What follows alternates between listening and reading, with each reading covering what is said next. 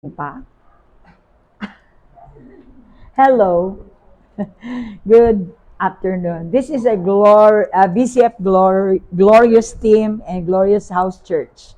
So I want you to show their smile so that they may know that we have an audience here. Hallelujah. We just came from our Jollibee reaching out. See?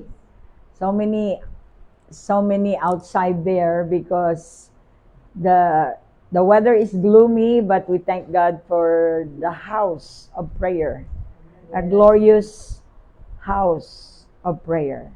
This is a group, and in the Bible we call this ethnic group, a group who believes in one Lord, and through your fellowship you will become one with one God, one baptism, and one Holy Spirit that will bring you into the realm of the heavenlies. So we thank God. We would like to welcome you in VCF glorious house. So the house of prayer, the house of people who love to be covered by the love of the Father in heaven. You know, house is His idea. That's why family is the idea of God. Where there is father, the mother, the children. And that house must be covered with roof.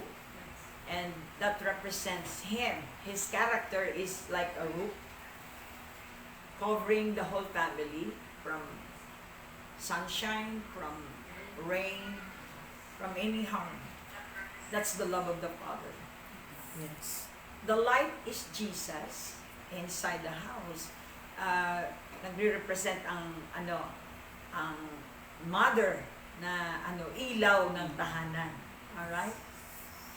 Ang lalaki naman, ang father is haligi ng tahanan.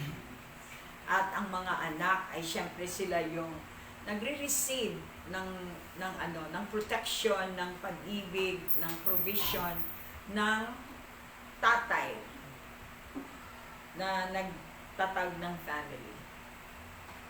Kaya nga kailangan natin maintindihan. Understanding is power. Understanding is like light. And light is Jesus. So therefore, understanding is Jesus. So, ang dami nating dagdag na kaalaman. Magandang hapon, maupo na kayong lahat. Say good afternoon, good evening, good afternoon sa inyong katabi. Ito po, niro-rotate natin ang mga associate pastors para magkaroon ng exposure. Ganon tayo. Medyo high technology na rin tayo. Kailangan nating bumilis dahil the day is approaching. Malapit nang dumating ang Panginoon. Hindi natin maintindihan yan. Karirinig natin ng mga rapture na yan. Hindi natin maintindihan hanggat hindi natin napag-aaralan. That's why we need to research so that we can ready ourselves and be available for God's plan in our lives. Okay, ngayon, pinili ko ang magiging message natin is about your name. The name that is given unto you, the glorious church.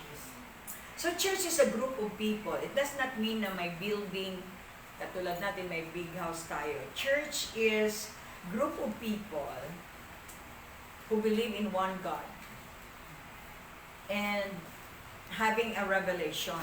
Kasi kay Jesus tayo, di ba? Nabilong tayo kay Jesus. He's the head of the church. Siya yung utak ng church. So, ano yung church? Group of people believing in the Lord Jesus Christ as their head, and we become the body. It's just like the roof is Jesus. We are the family inside, the children of God. And this is church. So he said that upon this church, upon the revelation of Peter, si Pedro kasi ang inumpisahan nito. Kung gusto na malaman, ano ba talaga ang totoong church? Ang totoong church ay hindi religion. Religion is yon, information lang.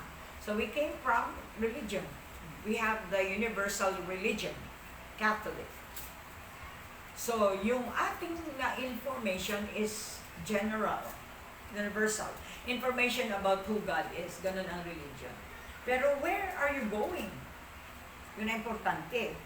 That's why, if you read the Bible, who is the mind of Christ, the head of the church, He will have that instruction for you to group yourselves and do what the instruction of the head. So, syempre nandun yung fivefold ministry. Yung fivefold ministries na yan ay mga ministries or services na makikita sa isang grupo para sa edifying, para strengthen kayong lahat. Yes. So we have pastors, that is one of the ministry. We have evangelism, we have evangelists, we have prophets, prophecies, teacher, teaching, apostle, giving you the foundation. So those are the 5 ministries na bubuo ng totoong church according to Jesus. So kapag hindi po yan ay church ng religion. Babalik siya sa church niya, hindi sa church ng religion. This is the truth. And the truth will set us free. The Bible is the final authority. Kaya anong sinabi niya dyan, yan yung ating babasihan. So that hindi tayo mawalay sa kanyang plano. So the plan of God is to have a family. That's the story. And God is the source, sustainer, and defender. Yan yung description ng God ng Israel. Bakit God ng Israel ang ating susundin? Sapagkat yan ang homeland ni Jesus. We need to know this God, His history. So yung Bible ay may five books na sinulat ni Moses. Ito yung Bible ha. Sinulat ni Moses, 5 books. Pentateuch ang tawag. From Genesis down to Joshua. And then from there, next to Joshua is what? Judges. Ha? Judges. Deuteronomy?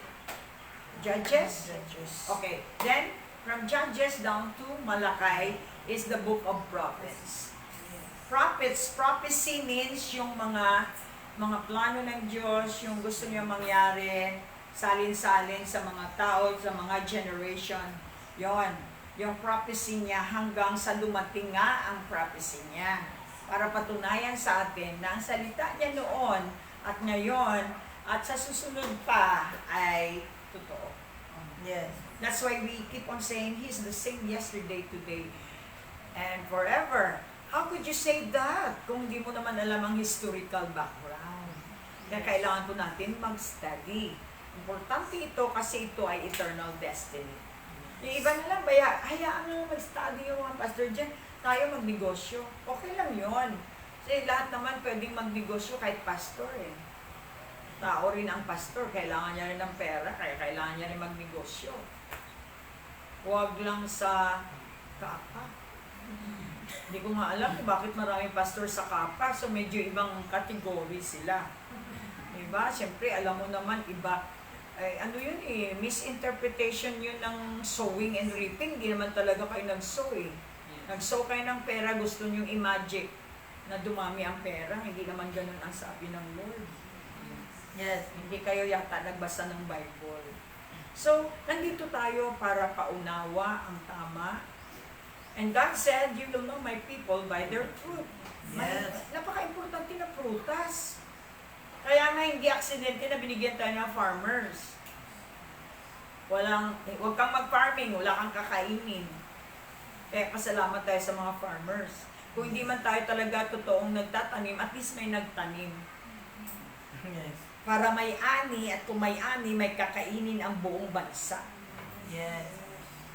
So, we really need to appreciate lahat naman ng tao. Hindi lahat ng tao magiging farmer, hindi lahat ng tao magiging teacher. And just talagang very wise siya, ilagay niya ang bawat isa sa atin scattered, yet it's all for one purpose, and that is to bring His glory. Katulad ng rainbow. Oh, glory yan. Saan kayo nakakita? Ang dami-daming mga dami-daming mga colors. Pinaipon-ipon ng Lord. So beautiful to look at. That is the representation of the glory of God. Yes. So, you can apply that sa nation. Makita mo naman siya sa nation. Iba-iba. May black, may yellow, black and white. May Americans, may brown, may less brown. May full brown. So many colors. Pag inipon mo yan, beautiful to look at. Di ba? Ang ganda. Yun ang karakter ng Diyos. He made Yes. all things beautiful. That's glory. Kaya nauso na rin sa plants, di ba? Isang pot lang. May green, may red, may maroon. Yun yung flowers ni Papa doon sa church. Talaga, ang dami-daming color sa isang pot lang. Alam po, nakakita ko niyan. Ting! Symbol yan. Sabi ng Lord, nangungusap ang Lord yan. O, yan ang gusto ko. Di ba? Beautiful. Paano na lang kung puro green? Nakakasawa. Ang ganda nila. Tingnan ng green, green lang. Pero ang gusto ng Lord, iba't ibang color. Yes. Kasi siya ay universal.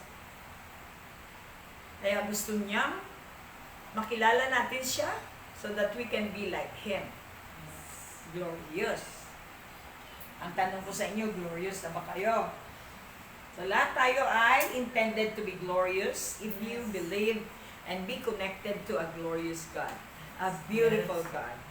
Nung araw, hindi ko rin appreciate ang sarili ko. Katulad ni Kim Kim, I hate myself because, siyempre, pag-ising mo dito, puro hatred yung naririnig mo sa mga magulang mo, nag-aaway sila, kapitbahay nag-aaway, ang gulo-gulo ng mundo, mahirap pa kayo. Di ba naman yan, impyerno? So, pag-ising mo, impyerno agad.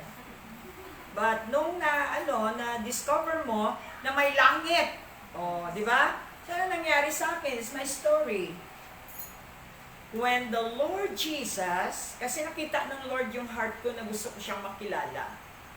I was a Catholic then. Doon pa lang sa Notre Dame, lagi kong hinahanap. Lord, sabi ko, alam ko may Diyos. I said, Lord, I've been praying for you since then. Lahat ginawa ko, pag sinabing 10 glory be, I make it 20. So nakita siguro ng Lord talagang sincere ako. Sabi niya, magpakilala na nga ako, ayoko nang maghirap ito. So na-encounter ko siya. May encounter mo siya kapag you are seeking Him. Especially when you're most down moment.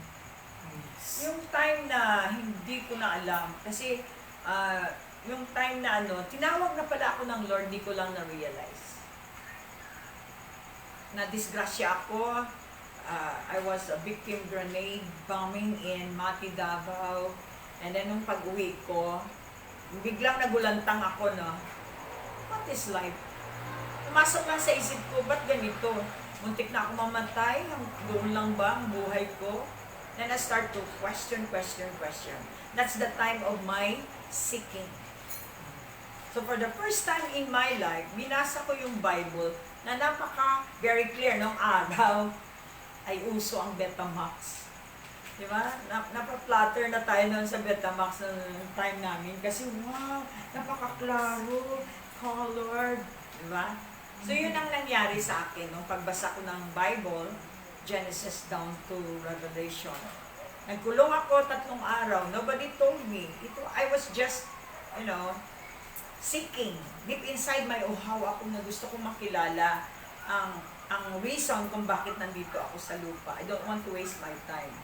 Siyempre, nung sa college ako, pagod na rin ako ng kakakaritan. Can you imagine all your life? Wala kang ginawa, kundi hanggang alauna ng madaling araw, practice ng sayaw. Pagandahin mo talaga, maintain your grades, ganun. Napagod ka rin, di ba? So, you're looking for something na makasatisfy sa'yo. Noong araw talagang napuno na ako ng puri sa Notre Dame. Even outside. Kasi nag-perform kami noon sa yung Mount Matutom, ginawa namin yan ng story. At yung mga Amerikano, dala nila yung story. Siyempre, lahat ng aming video, dala-dala nila. At yung mga papuri ng mga tao talagang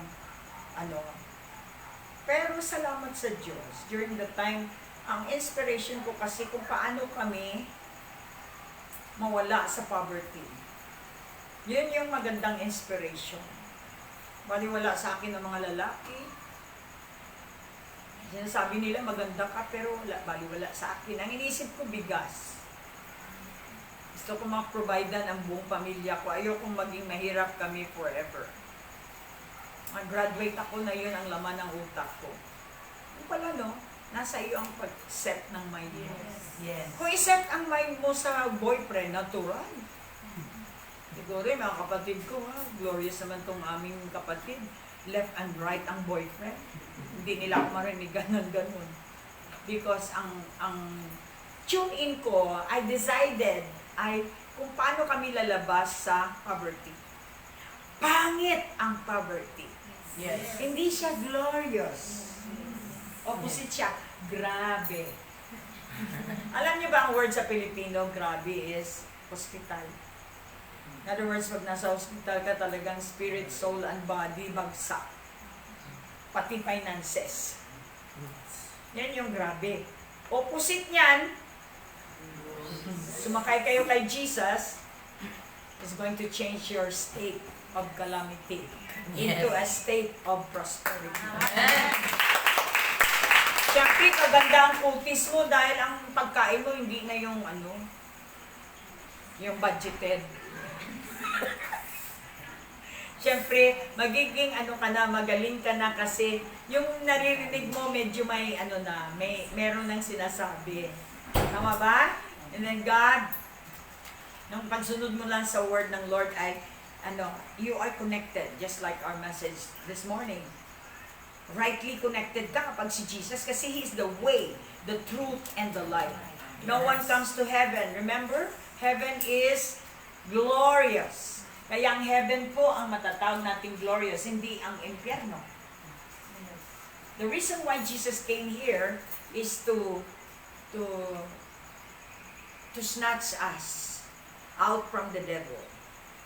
The devil had been enslaving us through our flesh, sa ating katawan. Kaya kung ano naramdaman natin, sinusunod natin anong labas. Wala tayong direction, siyempre wala din tayong protection, at wala tayong provision. Pay your own. And nandun yung struggle. Thank God, I discovered that faith is working. Faith works in turmoil. I was in turmoil. Ano ba turmoil? Tagalog. Ha? Dito kasi ang ganda sa sa Bible. Maka-research kayo talaga sa pati English nyo makukorek, madadagdagan nyo alam mo, kaya nagiging beautiful ka, nagiging bright ka, actually para maging bagay ka sa heaven. Yes. Glory. Yes. Amen. So, anong gagawin ng isang tao para makarating ng langit? Magpalinis. Kasi sa langit, walang madumi. And Jesus, His Word, is like, ang salita ng Diyos ay parang sabon. Kompleto na yan. May sabon, may tubig, may brass, may steel wool. Parang hindi nyo na-gets. All throughout, kayo ay isa sauna, i-steam bath, para paglabas mo, just like a Queen Esther. Kaya iba talaga pag tayo nagbabasa ng salita ng Diyos. Let's go to the glorious back up. Ito po ay galing sa salita ng Diyos. I'm here to just lead you, guide you through my experience of what the glory means. The meaning of glory. What is glory? Yan, na-describe ko na sa inyo kanina. Beauty is God's glory. I like Imelda Marcos. Maraming kalaban at sinusumpa si Imelda Marcos. Pero I like her. Why? Because she is representing Philippines. Ang representation ni Imelda ay meron namang dangal. Nagbigay ito ng identity internationally sa Pilipinas. Hindi niya ni-represent ang Pilipinas ng patadyong at kimona. Na para bang hanggang magsasaka ka na lang. Na-elevate naman ng konti dahil sa Mildiatic niyang style na, what do you call that? Filipinian. Yeah, yung Filipiniana ginamit natin, actually hindi naman talaga yan sa Philippines, pero it is mixed with Spanish. Which is for me good kasi para ma-identify naman tayo. Nung nag-attend po ako sa international training ng ng maraming internationals. Ang dala ko 'yon to represent the Philippines. Siyempre attracted sila. Attracted ako sa India, attracted ako. Pero pag dumating yung nang sa Pilipinas, talagang stand out ang Pilipina. Lalo na ang color ko is aqua blue. Ayun din ang color ng mayor ng Singapore. At akong pinili magbigay ng flower of appreciation doon internationally ha. So that's why yun ang na-amaze ako na Lord, thank you. Kilala ang Pilipinas sa buong mundo dahil sa isang taong nag-represent nito. So meron kang idea na si Jesus pumunta rito. Kung may naglait kay Imelda, mas marami kay Jesus. Yes. Kaya pag sumunod ka kay Imelda, talagang sasabihin nila magnanakaw ka. Ganon din si Jesus. Pag sumunod ka talaga ng totoo kay Jesus, tiraulo ka. You pay the price. But thank God, the glory is brought by Imelda. Glory means prestige. Naangat naman ang Pilipinas. Kita mo naman si Imelda, yung kanyang sakripisyo. Pupunta ka ba naman ng States na ka-Pilipiniana ka, syempre. Pero talagang tiniis niya to show, and even the First Lady of United States, napahanga sa itsura ng ating kultura. Yung dress natin, dala-dala niya yung mga dancers natin para i-present ang Pilipinas. Hindi man lang na-recognize ng mga Pilipino. I'm sorry ha. Mas na-recognize yung yellow na nagmamadyong dyan sa Malacanang. I'm not pro Imelda or what. I'm looking at the fruit. Pilipina din ako. Siyempre may karapatan din tayo na mamili ng tama. Alam mo ba ito mga aktivista na to? Kala mo pinanganak sa time ni Marcos kung magsalita. Yes. I was there nung yung people power. Na puro kasinungalingan. Kaya yung media, talagang sinabi ng Lord, patay kayo mga media kayo na nagdadala ng mga maling story, talagang papatayin kayo ng Diyos. Yes. Magbasa kayo ng Bible para makita nyo yan. Can we have the first verse of glory so that we can relate? Hallelujah. Are you blessed? Yes. Amen. Amen. Psalm 72:19. And Psalm 72:19. Yes. And blessed be His glorious name forever. And let the whole earth be filled with His glory. Amen and amen. So, Psalms is the books written, many books written by King David. Yun, kailangan po natin malaman ang historical background. Paano niya, bakit niya sinulat? Sabi niya, the name is bringing the glory. Ha! May idea kayo. Ganda na example ko, si Imelda. Wala namang example tayo ng taga-Afrika, hindi natin kilala yun. Diba? So, bringing the name. So, what is the name Philippines? Pag sinabi mong Philippines, agad-agad ang maisip mo, national dress, culture, yung ating mga tinalak, yung ating mga lahat-lahat ng mga pinagagawa natin dito. Yung pagkain nating balut, yung ating paboritong bagoong, yun yung lahat. Ingredients ng presentation ng pangalan ng Pilipinas. Yes. So, Imelda did brought the glory in other countries. Yes. Jesus came here and bring the glory of heaven. Amen. So dito, pinakita ni Jesus ang ugali ng isang makalangit. Doon walang mura. In other words, si Duterte hindi makalangit. I'm sorry. Lahat naman tayo nagmumura. Pero kapag tayo ay nakaunawa na ang mura ay para sa mumurahin na lugar, at alam natin na ang mamahalin na lugar is glorious. Yes. Amen? Yes. Are you here? Yes. So I don't, hindi ko po, kaya nga hindi ako fans club. Tingnan natin ang bunga. Tingnan natin ang buhay ng Marcos. 90 plus na si Imelda. Maganda pa rin. Yes. O yung yellow. Oh, tie a yellow ribbon. Prutas ko ang pinag-aaralan natin dito. Kasi maganda mag-example yung yung talagang nakikita natin. Okay? Yes. Okay, so, pag nagbasa kayo ng Bible, makikita nyo ang, sorry, gagamit tayo ng pangalan kasi ang pangalan ay nakikita natin. Kaya nga, name is glory. Yung pangalan ko, pag sinabi mong Marlene, nung araw, iba ang dating. Pag ngayon, kasama ko na si Jesus, natural, I decided to change my culture. May mga kultura, yung mga practice ko, iba na. Hindi mo ako makikita sa disco pub, sa tikela, mga tikalon, sa sigarilyo, hindi mo ako makikita sa madyungan. Nung araw nakita mo ako. Now that I bring the name, that's why the name bring glory to you. Kapag glorious yung pangalan, na-influence ka doon.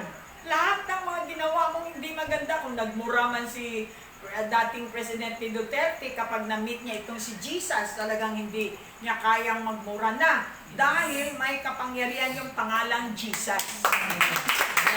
Yun ang ibig sabihin niya, na let the earth, ano sabi niya, Tin? Let the earth receive His glory. Ha? Be filled pa, not only receive, but be filled. Yes. Mapuno tayo ng glory niya. Ano yung glory? Yan yung sinabi ko sa inyo. Kultura, practices, character, everything. That's the glory of God. That's the glory of the name. Yes. Identification of the name. So the name Jesus is glorious. So pag sinabi natin glorious, ang meaning niya ay iba. Stand out. Bright, light, power, honor. Yes. Ang lahat ay because He is the King. Yes. So dapat lang ang word na glory ay hindi naman pwedeng gamitin mo. Wow, glorious talaga ang basuriro. Diba? Sa hari ginagamit yung word na glory. Yes. So yun ang ibig sabihin ng glory. Next, according to the Bible, Isaiah 42:8, I am the Lord, that is my name, and my glory I will not give to another, nor my praise to carved images. God speaking. Hindi niya binibigay ang glory niya sa yung sa mga idols, sa mga bumibilib sa sarili. Kasi glory niya yan eh. Kasi property niya yung glory niya, means ang kanyang character. Hindi niya pwedeng ibigay sa iyo. Pinipili niya ang binibigyan niya ng kanyang glory. Yes. Katulad natin, we receive Him, we live with Him, and we are what? Processed by, kaya nga sabi na, we change from glory to glory to glory. So what do you mean? The glory of God. Unti-unting nawawala yung dati nating kadiliman, kapangitan ng ugali. Unti-unti, hindi agad-agad. Unti-unting nagiging between ka sa langit. Dati-dati, hindi ka nakikita. Hindi ka naririnig. Sa school, di ka kilala. Sa time ko, pag sinabi mong Marlene Villegas, sasabihin nila, yung mutya namin. See, my name is bringing description. Yes. Ganon din si Jesus. Hindi naman ako Diyos. Nagkataon lang.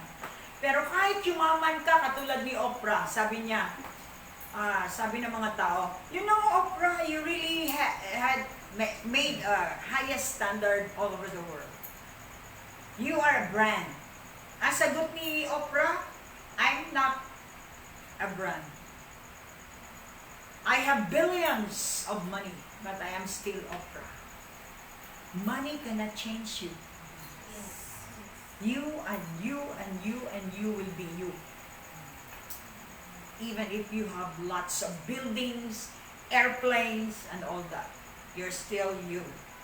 Yes. Why? When you die, you end up to the grave with your name. Yes. Alakpak. Next. So at least may naintindihan po natin sa glory. Ang glory ay beauty from heaven. Perfect beauty. Hebrews 1:3, who, being the brightness of his glory and the express image of his person, and upholding all things by the word of his power, when he had by himself purged our sins, sat down on the right hand of the majesty on high.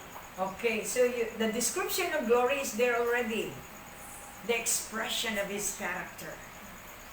The image. Ang imahe niya. Yung description niya. Yung character niya. Nandun ang definition ng glory. Kung gusto niyo malaman what is glory ba. Hebrews 1:3. 1:3. So, maganda yan sa Tagalog. Alam ko si Patrick merong Tagalog. Pero kung kaya niyang magbasa ng English, na gawin yung Tagalog, that would be nice. Challenge. Ayan. Buti na lang may Tagalog. Si Patrick daw. Kasi si Patrick ay nakikilala siya sa ating sariling Pilipino na lingwahe. Hebrews 1:3, ang anak ang magniningning sa nasinag ng Diyos. Kung ano ang Diyos ay gayon din ang anak. Yes. Siya ang nag-iingat sa lahat ng bagay sa pamamagitan ng kanyang makapangyarihang salita. Amen. Pagkatapos niyang linisin tayo sa ating mga kasalanan, siya'y umupo sa kanan ng makapangyarihang Diyos doon sa langit. Okay, so kung basahin po ninyo yan ng paulit-ulit, we have imagination na ang representation ng Ama na siyang glorious God ay exactly na makikita kay Jesus. In other words, ano man ang gustong malaman sa Ama, nagra-radiate yan sa Anak. Kung ano gusto mo malaman sa kay Jesus, nagra-radiate yan sa mga disciples. Yes. Hello? Hello. So that is glory. The glory of God is so powerful that it can influence the dark. So bright. Kaya nga powerful ang bright, di ba? When there is light, kung ang bahay mo walang ilaw, tapos nag-on ka ng ilaw, wow, powerful. Biglang nakita mo ang kulay ng buong bahay. Yes. Ganun ka-powerful ang light. Mag-shine away ang dark kapag ang light nandyan.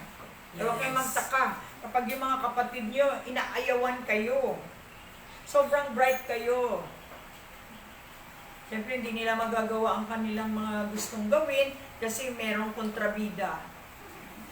Buti na lang magandang kontrabida ako. Palakpakan natin ang Lord. Alright, next. So that is the glory of God. Revelations 4:10-11. Ang 24 na pinuno naman ay nagpapatira pa sa harap ng trono at sinasamba ang nakaupo doon, ang nabubuhay magpakailanman. Inaalay nila ang kanilang korona sa harap ng trono at sinasabi, Aming Panginoon at Diyos, karapat-dapat kang tumanggap ng papuri, karangalan at kapangyarihan sapagkat ikaw ang lumalang sa lahat ng bagay at ayon sa iyong kagustuhan, sila'y nilalang mo at pinanatili. Alright. Saan sinabi yan? sinabi yan doon sa langit. Hindi tayo nakapunta ng langit, pero binigyan tayo ng Holy Scripture para ipaabot sa atin kung ano nangyayari ngayon sa langit. There is a worship in heaven. Oh. Ngayon, sabihin mo, nagmamadyong kasi kami dito sa lupa. Walang madyong sa langit. Sad to say, sa impyerno wala din. Yes. So, sa lupa lang yan. So, you have a choice. Choice. Yes. Ano nangyayari sa langit? Binigyan tayo ng information na mayroong worship doon. So, anong ginagawa natin bilang church? Kayo dyan sa Bisip, worship kayo sa umaga, sa tanghali, sa gabi, na kayo worship. Kasi yan po ang activity sa langit. Yes. Di ba lang natin nasabi doon sa mga nagamadyong, wala na kayong ginawa kundi madyong sa umaga, tanghali, gabi, hanggang kaumagahan, madyong naman. O, yan naman kasi ay pagpipili. Yes. So, sa dulo, saan pupunta yan? Di ba? Kapag sugarol ka, sa dulo, wala kang pambayad ng kuryente. Hanggang sa dulo na, walang hanggan. So yun po ang ending natin, walang hanggan. Walang hanggang pagdurusa o walang hanggang kasiyahan. That's a matter of choice. And the glory of God is telling you that in my heaven, there is joy, peace, love. Everything that you can describe Jesus is the glory of God available. Yes. Sabi ng Diyos, make a choice right now. Nandito tayo sa lupa. Tayo, busy tayo ng ng pagsunod sa salita ng Diyos. While yung iba, busy for nothing. Salamat na lang, pinili natin na maging busy for a cause. Yes. Kaya nga, kapag nakarinig kayo ng salita ng Diyos, nagbabago ang iyong isip. Nawawala ang iyong isip sa temporary. Kaya may pagbabago, di ba? Dati, anong iniisip natin? Ano naman ulam mamaya, ulam sa umaga. Ano na naman bukas? Ayoko niyan, ito gusto ko. Ano na naman yung bukas? Doon na lang iikot. Walang pagbabago. Pero kapag nakarinig ka ng heavenly, tinitingnan mo yung future. Kaya wala ka ng time sa wasting time. Yes. Kundi nagsishift ka doon sa may patutunguhan. Amen. Hallelujah! And that's the glory of God. May last pa ba tayo? Yes. Ito pa yung pinaka-big time na glory. Glory means ang kanyang kapangyarihan. Sabi, example ko lang si Mama Jane. You know, I told God, I want to see your power. Kasi, pag tuwing punta niya rito, lagi ko sinasabi, power, power, power. Sabi niya, wow, oh! Kasi maraming natutumba siya, natumba rin, naka-experience din siya ng power. Sabi niya, gusto ko makita yung power mo, Lord. Sa beach niya, doon siya. Sabi niya, I want to see your power, Lord. Biglang nag-lightning, super lakas. Oh Lord, okay, Lord. Now I know your power. So sabi ko sa kanya, di natakot ka sa, you're frightened with the power of God? Oh yeah, now I know. Sabi ko, yung iba kasi natutulog kaya hindi nila alam kung ano. Ka-powerful ang Diyos. Hindi nagbibiro ang Diyos. Yes. At hindi niyo siya pwedeng biruin. Yes. Kapag hiningi mo isang bagay, ibibigay niya. Yes. Out of the blue, bakit kumidlat? Yun ang tanong ni Mama Jane. Oh, wow! God answered my prayer. Hindi, natatakot siya sa lightning. Pero, yung ano niya, kinatutuwa niya, yung sinagot siya. Yes. Sending her lightning. Of course, hindi siya tinamaan. Praise the Lord. So yun, last po, ito yung pinaka-super glory ng Panginoon to be revealed. 1 Thessalonians 4:16-18. Sa araw na iyon, kasabay ng malakas na utos ng tinig ng arkanghel at ng tunog ng trumpeta ng Diyos, bababa ang Panginoon mula sa langit. Ang mga namatay na sumasampalataya kay Kristo ay bubuhayin muna. Pagkatapos, tayo namang mga buhay pa at natitira ay titipunin sa alapaap kasama ng mga buhay upang salubungin ng Panginoon sa himpapawid. Sa gayon, makakapiling natin siya magpakailanman. Kaya nga, palakasin ninyo ang loob ng bawat isa sa pamamagitan ng mga aral na ito. So, paano natin mapalakas ang loob ng bawat isa? Hindi nila alam, ano yan? Diba? Kaya mahilig tayo magtanong. So that pag alam natin, nakakahanda tayo. Wow. Wow. Kasi large ng Lord ang iyong paniwala, narinig mo yan, narinig mo. Parang jigsaw puzzle na ibibigay niya sa iyo ang picture sa kakapalang maniwala. Kung yan ang sasabihin mo direkta sa mga taong nagmamadyong, excuse me, may alay pa akong tatapusin. Ciao. Pong.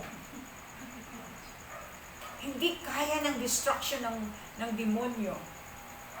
I mean, hindi kaya ng salita lang, na walang katumbas na na encounter. Kailangan yung nagmamadyong, magka-crack yung kanilang mga minamadyungan, saka sila magsabi, Lord, you are worthy to be praised. Kaya I believe in the Great Tribulation, mas marami po ang masave sa Great Tribulation. Yon ang pag-ibig ng Diyos to the last moment, na ang dami-daming warning, ang Diyos pala sa last pa rin, kahit tribulation na, magpapadala pa rin siya ng gustong sumama sa Kanya. Pero pahirapan. Kaya nga ngayon palang nahirapan kayo, yun pa kaya, pagdating ng tribulation, kailangan makinig naman kayo. A very great, horrible time in the history of planet Earth is tribulation. Bakit sabi mo terrible? Sabi na doon, uulan ng baga. Ilang size ng mga baga galing sa langit. Okay lang? At bubuksan ng abyss. Alam mo ba ang abyss is nasa pinaka-bottom ng ng impyerno, na doon ang lugar ni Satan. Lahat ng mga demons pakawalan para mag-torment. Kaya we will study about the tribulation. I'm so excited for you to know, guys. Si Satan talagang, ang dami niyang distraction sa akin. Ayaw niyang ipaalam sa inyo na siya ay for that Gehenna. Ayaw niya ipaalam sa mga alanganing Kristiyano na ang kanyang katunggali na si Jesus ay winner. Kaya nga ayaw niya magbasa kayo ng Revelation. But blessed are you. Yes. Happy are you when you read the book of Revelation. That's the blessing of God. Kasi pag alam mo, siyempre, di ba, hindi ka maloko ni Satan, talagang lusot ka. Pero kapag ikaw ay nadadala pa ng itcha-prank, talagang may iwan ka. You'll be left behind. And I don't know kung ikaw ay makaka-overcome o hindi. It depends sa inyong ability. Ngayon, paano ka magkaroon ng ability kung wala ka namang alam? Kaya, ligtas ang may alam. Yes. May kapangyarihan ang may alam. Amen. At makaka-overcome ang may alam. Amen. Amen. So the glory of God, yun nga, pag sinabi mo ganyan, bababa si Jesus sa alapa, maniwala kaya ang mga tao? Siguro out of 100, mabuti na yung may 7. Perfect number. Pero I tell you, maraming hindi nakikinig ngayon. So in other words, marami ang mali-left behind. Ilan lang talaga ang maka-make it to heaven. But we thank God, direct to heaven is the rapture. So yun ang pinaka-glorious. Hindi ka ba naman yan magsasabi ng glory? Noong araw, di ko maintindihan, bakit gano'n? Lumuluhod pa daw yung 24 elders. Kasi doon, pinakita kay John, wow, rumbling, lightning, smoke. Kapag dumaan ang Diyos, pero ang pagbaba ng Diyos, ang glory niya, ang radiation niya, pati patay, bumuhayin. That's power, honor, glory belongs to Him. That's why yung 24 elders na yon, ayun yung mga apostles, yung mga naunang ginamit ng Lord. Nasa trono, sabi doon, sa trono ng Diyos ay may mga trono pa. Na sila ay nakasuot ng bilang hari sila. May gold sila na crown, at yun ay ang 24 elders. So, paano kang excited sa heaven? Wala kang excitement kasi kusina lang ng heaven, di mo alam. Pero habang may alam ka, talagang interesado ka, dahil, wow, may alam ako sa langit.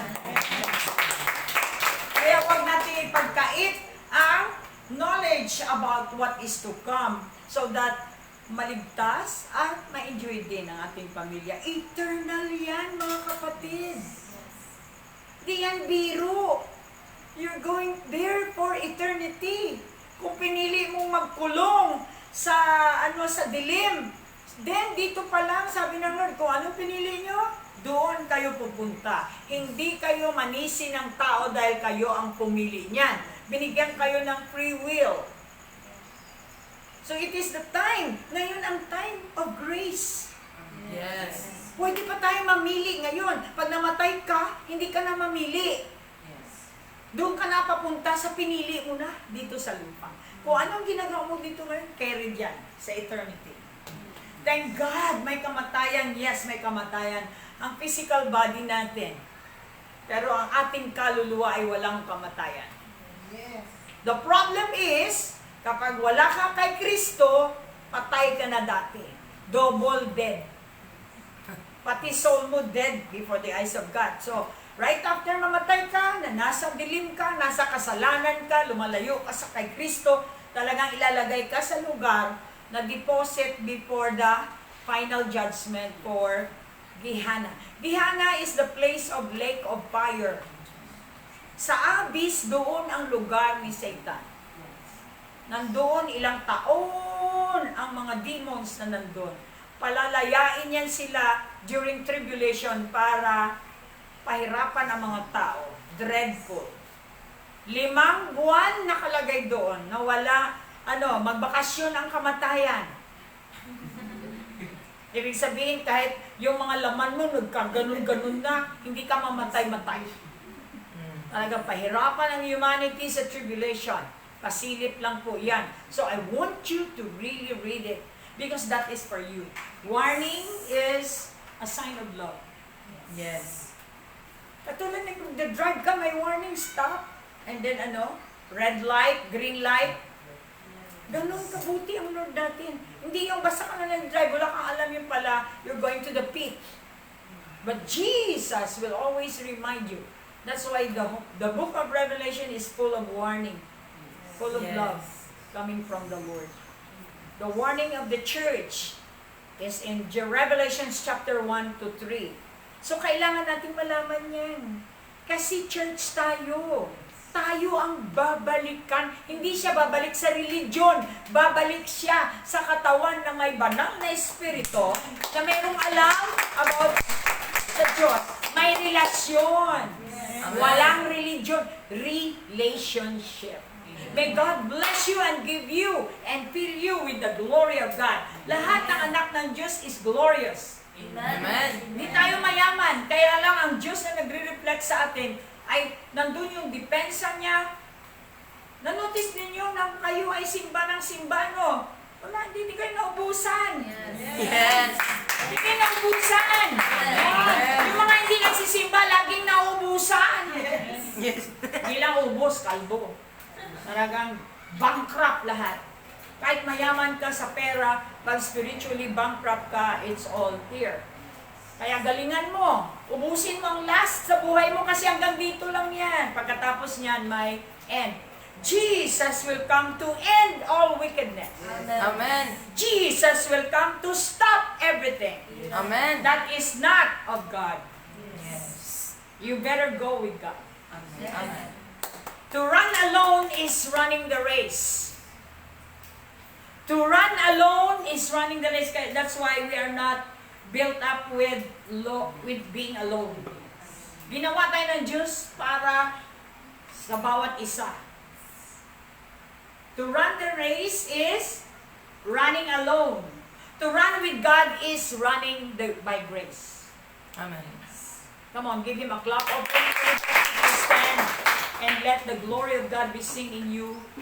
Galing yan sa idea ng Panginoon. Pag sinusunod natin ang ideas ng Panginoon, the glory will radiate to us. Our duty is to be the light of this world. The light is glorious. Kapag ilaw ka, natural, marami kang kalaban na taga-dark, huwag kang magtaka. Iba naman, umiiyak. Dapat i-congratulate mo sarili mo. Wow, natakot ang mga dark sa akin. Ibig sabihin, may light na ako. Amen? Amen. Alright, so let us pray. Father, in the name of Jesus, In the name of Jesus. thank you, Lord, Thank you, Lord. that the glory That the glory of your splendor of your splendor is coming my way. is coming my way. I am being radiated I am being radiated by the glory of God, by the glory of by God, your glory, by your glory, by your character, by your character, your word today. your word today. Jesus, Jesus, I accepted I accepted in my heart in my heart and in my life. and in my life. Your Holy Spirit Your Holy is Spirit governing me, is governing me, leading me, leading me, guiding me guiding me to be filled to be filled with your glory. with your glory. Thank you, Jesus. Thank you, Jesus. For I am yours For I am yours, and you are mine. and you are mine. I declare I declare that Jesus is my Lord, Jesus is my my Lord, Savior, my Savior, my Redeemer, my Redeemer, my King. my King. Father, Father, I thank you. I thank I am you. now preparing I am now preparing for the coming big-time glory for the coming to big-time glory be revealed to be revealed in the history in the history of mankind. of mankind. Thank you, Lord, Thank you, Lord, for considering me for considering me in the list of life. in the list of life. My name is written My name is written in your book of life. in your book of life. I believe I believe every day every day as I continue to obey you, as I continue to obey you, as I continue to give you glory here as I continue to give you in my glory marriage, in my marriage, in my work, in my work, in my daily work. in my daily work. Surely Surely your radiance your will radiance be seen by people will be seen by people that will hold me that will hold me into your kingdom. into your kingdom. In Jesus' name we pray. Jesus' name. Everybody say Amen. Good afternoon, and we love you, bless you, and I pray that it's time every Sunday afternoon we have this kind of service here. On the live stream, I believe that it can stir you up. Kung saan man kayo sa buong mundo, find a church. And our live stream can only stir you up. But you have to make it. You have to activate your faith so that together, even if hindi natin tayo nagkikita dito sa lupa, kita-kita tayo sa heaven. Amen. God bless.